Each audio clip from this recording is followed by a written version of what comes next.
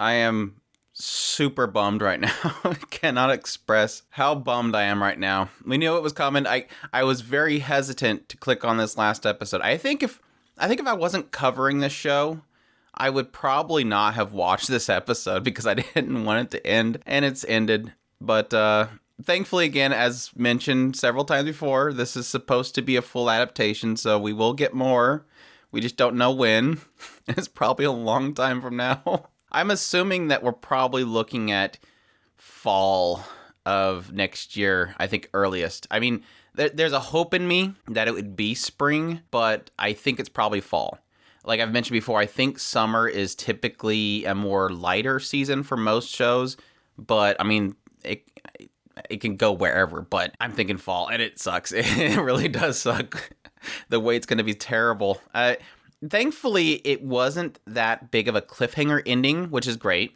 I mean, I obviously it's got a lot of the focus for this ending is Zenith, and it's implying a lot about Zenith, but at the same time, it doesn't feel like, you know, something got shot or something went terrible and then it stopped. It was more of the journey continues sort of feeling, not a, oh my gosh, what's happening next? What is in the next scene kind of thing. So that's a good thing going forward, but at the same time, it still sucks. But yeah, I'm bummed. But incredible episode. Like I thankfully called it pretty well in the idea that Rudy is going to basically fall back into his previous neat life. But at the same time, it had a really good, solid change for him at the very end. I really did like how this resolved because the entire episode is so focused on contrasting what Rudy believes and what other people see in him, and then paralleling this with his previous life and how other people wanted the best of him, but he never allowed their reaching out. And for him to finally realize at some point that he needs to take the step forward. I love that. There was a fear in me that, like I mentioned in my previous impressions, even though I had this feeling that he was going to be down the dirt and then Sylphie was going to pull him out of it, it didn't rely on that. It didn't rely on Sylphie pulling him out of the darkness. He himself pulled himself out. It was his memories of his mother and the fact that she is still in danger that pulls him out of it. And I really did like that. But yeah, just a fantastic episode. Pretty much, again, paralleling all this stuff. From Eris's perspective, she feels like she wasn't strong enough to protect Rudy. And it was interesting because it acknowledges the idea that she, when they were together, seen that his hands were smaller than her own. And that he was always practicing. He was always trying to get stronger. He was always, doing spells and trying to improve his abilities, while she felt like she wasn't as good, that she wasn't as strong as he was, and that she herself desires to actually protect him. She loves him and wants to protect him and feels in her current place she's just relying on him. And again, doing the same thing with Rajerd. It was such a cool scene having Rajerd help these people, and they were all, really grateful that he helped them. And then she's like, well, who are you? And I'm like, I'm, Rajerd of the Dead End Party, and I'm a Superd. And it shocked everybody because they were like, okay, well, I've always heard that Superds were evil and stuff. Can we see the eye? And he holds it up, and there's the eye, and they're like, oh, that's cool. And he's like, wait, you're not afraid? And like, no. I mean, we've heard the tales of Superds eating children if they don't go to sleep, but he's like, oh, I don't eat children. And they're like, well, yeah, of course. It was this cool little moment where Rajerd's accepted, and they're like, why are you not afraid of me? He's like, no, you just saved our lives. It's that realization that he's improving, he's getting better. And again, it's paralleling the two of them with Rudy. He over here is constantly saying that he's not adequate and people left him and he's, a waste of space. It's going back into the whole scenario of him showing this one moment where he essentially, told off some guys for cutting in line, and that's what started the whole bullying. And then it goes the whole process of him being in his home, which was cool because we got to see that the parents actually did love him. His parents did want the well-being of him, and they wanted him to be strong and to face his fears, but he couldn't. He's like, I can't. If I could, I would. And so it was cool to see that they cared for him and wanted the best of him. And it does seem like he did have a family of a lot of children. There was one of the notes that says something like, our children are strong. And so I think that was actually who probably showed up to kick him out of the house was his siblings, I'm guessing. But again, it's showing this parallel of him not accepting help and that him rejecting help. And then over here, it's showing the lives that he touched and the people that wanted the best of him. Rajerd and Erdis relied on him. And that's why they have to move on. That's where, specifically Erdis points out that she has to move on is because they were relying on him so much, but they changed their lives so much. And he doesn't realize that. And he's stuck, again, back in that little bottle and not able to come out. And that even extends to other people, like, obviously, Lilia and Aisha finally seeing Paul, and they're talking about Rudy. It shows Geese for a brief moment, and he was talking about how he needed Rudy to make some water for him. It shows the people that he saved, the adventurers that he saved. It's showing all of these people whose Rudy has touched their lives. At the same time, it's showing Rudy stuck and not realizing what he's done. It was interesting because I thought Alphonse, when he showed up, it was going to wake him up a little bit. Because when Alphonse comes in there, he's pretty much pointing out, look, you need to move. He said he's planning on actually listing Eris as being found dead, and that he didn't want to report it yet because he wants Fatoa to rebuild, and he feels like if they report that, the rebuilding process will, stop. And so his wishes are still in Fatoa, and it kind of corrects our perspective of Alphonse, because technically with the previous episode we just felt like he was selling her out. I don't think really anybody feels that Alphonse was terrible for that statement, because he was giving an option. He wasn't saying this is what you're going to do. He was giving an option because he wanted the betterment of them. And even despite the idea that this guy is a terrible person that she's wanting to give her off to, it was in the hopes of saving everybody and saving the people. It wasn't a selfish choice. He was giving her that option because it was a selfless choice. So it still shows this idea that he still respects what she wants. And so when she's leaving, obviously, the choice is, okay, well, that's her choice. I'm going to help her with it by listing her as dead so they don't look for her, essentially. But it was a cool scene because it pretty much has him going, hey, look, I need you to do something. There's a stuff that needs to be done. He's like, well, are you kicking me out? It's playing off that idea again of, well, he's a NEET now again. He's stuck in this room. And here's the person to say, do something or get out. So it's playing that whole scenario again, even in this world. But it was cool. I thought this was going to be somewhat of a fix for Rudy, because it was pointing out the fact that, hey, look, everybody's suffering here. You're not alone. It's what he's pointing out to him. It's like, you're not the only one suffering. There's people out here that are dying. They're starving. They have no place to stay. And you're just stuck in this tent. And we don't have many left. We need this space if you're not going to do anything. But yeah, all this paralleling was really great. This cuts to Roxy. Roxy, we get a brief moment of Roxy. She's out partying with a bunch of other people, and Kishi's there. That was the most random thing, is Kishi's just with them, just partying and drinking, and then apparently she has to pay her bill and can't, so Roxy pays for her. And this turns into pretty much a good way for us to get an idea of where everybody's at, because Kishi offers up one of her eyes, and Roxy's like, yeah, whatever, that's fine. And she's like, well, I can tell you where these people are. Are you looking for somebody? Yeah, sure, go find them. And then she starts looking for everybody, and that's when we find out, yeah, that Aisha and Lilia are now with Paul, finds out where Rudy is, and she's like, he looks awfully glum and starts laughing. Kishi's so great. Laughing at Rudy's expense.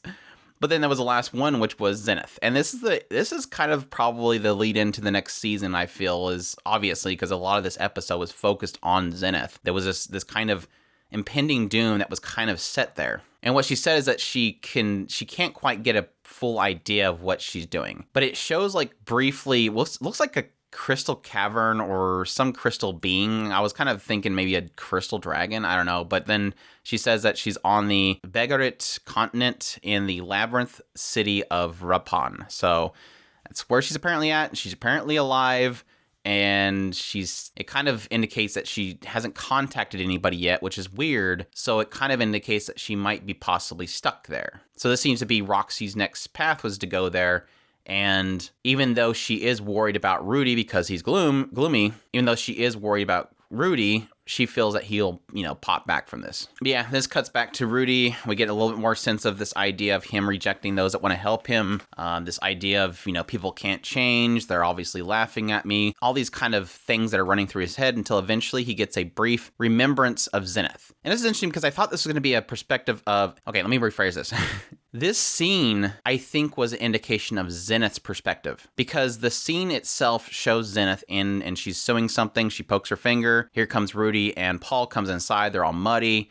And then they have this little cute moment where he's offering to help her because she's sleepy. And then she turns to him and says, Rudy, I love you. And then this cuts to Rudy's perspective, where he finally accepts, I have to get up. I need to help my mom. He doesn't say mom. He says Zenith, which I think is important because, again, I don't think he necessarily has 100% connected to them as a family yet. I could be wrong, but I'm playing heavily on the wording here. in the idea that he's not saying Casa or anything like that. He's saying Zenith. He's specifically saying her name. But he knows that he needs to do something about her. She's in trouble or some way. So my thought here was that it keeps showing this kind of drowning. And I think when Kishi was looking into Zenith, it showed some water. So it almost indicates that Zenith is stuck somewhere underwater or something, and she's unable to get out. And I think she's calling out to Rudy for Rudy to help her. Or at least saying that she loves him and that she can't do anything. So I think this was her reaching out to him. And he caught that message. Because again, it seems like that entire scene was from Zenith's perspective, not from Rudy's perspective. It wasn't him. He does look at her at some point. It shows her perspective. But for the most of that scene, it's from Zenith's perspective. And then it shifts to Rudy's perspective. So I think there was a connection there between the two of them, which finally makes him wake up and finally want to get up and go do something. And yes, like the most brief but most powerful scene in the entire episode, him walking out of the tent, obviously having that hesitation, that neat hesitation of leaving this safety chamber that he was in, stepping out of the tent, same as him stepping out of the room, and past his old self that's still tied up to the fence. I thought it was just such a good shot. Like, it's a very brief, like, second or two, but such a powerful shot. I loved it. Him walking past his old self. And, you know, he might fall back into it at some point, but at least at this point right here, he's walking away from that life. And yes, our last scene, Chris, co-host of Taco Spirit Anime Cast, finally gets what he wanted so badly, which is finally seeing Sylphie, as Sylphie seems to be, I think she's at the academy.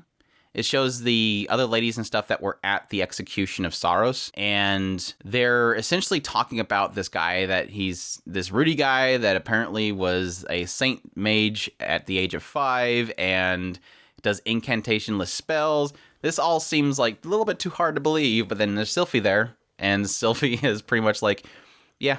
But, well, the girl says that she wants to recruit him if all that's true. The other guy is like, this is a little bit too hard to believe. And then Sylphie's like, yeah, and I respect him. He's my mentor, my savior, and he's my friend. But most of all, he's the one that I respect the most.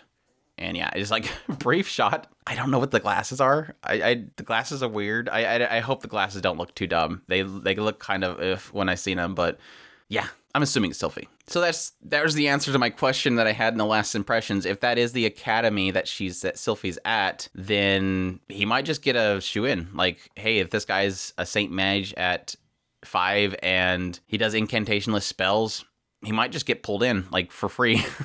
But he just saves Zenith Earth. So I'm assuming at this point, the way it's laying out, so it's not really so much a prediction, so much more this is what it seems like it's saying that it wants to do, is that from this point on, you have Roxy. She's going to go to this labyrinth to try to find Zenith, but at the same time, Rudy is probably going to be searching for her as well. I'm hoping, because it was funny because I was talking about this whole academy thing in the last impressions, and people were like, hey, what about Zenith? And I'm like, oh yeah, that's right, technically Zenith. I would hope that Rudy wouldn't just jump into the academy and start doing that stuff when Zenith's still in danger. So my expectation is that Roxy and Rudy, I'm not sure how Rudy's going to find out where she's at. Maybe again, because they have that connection, Zenith is technically able to communicate to him in some way. If that's what that scene was portraying, then she could probably tell him where he's at and he can find her. And then Roxy and Rudy find each other at the labyrinth to find, which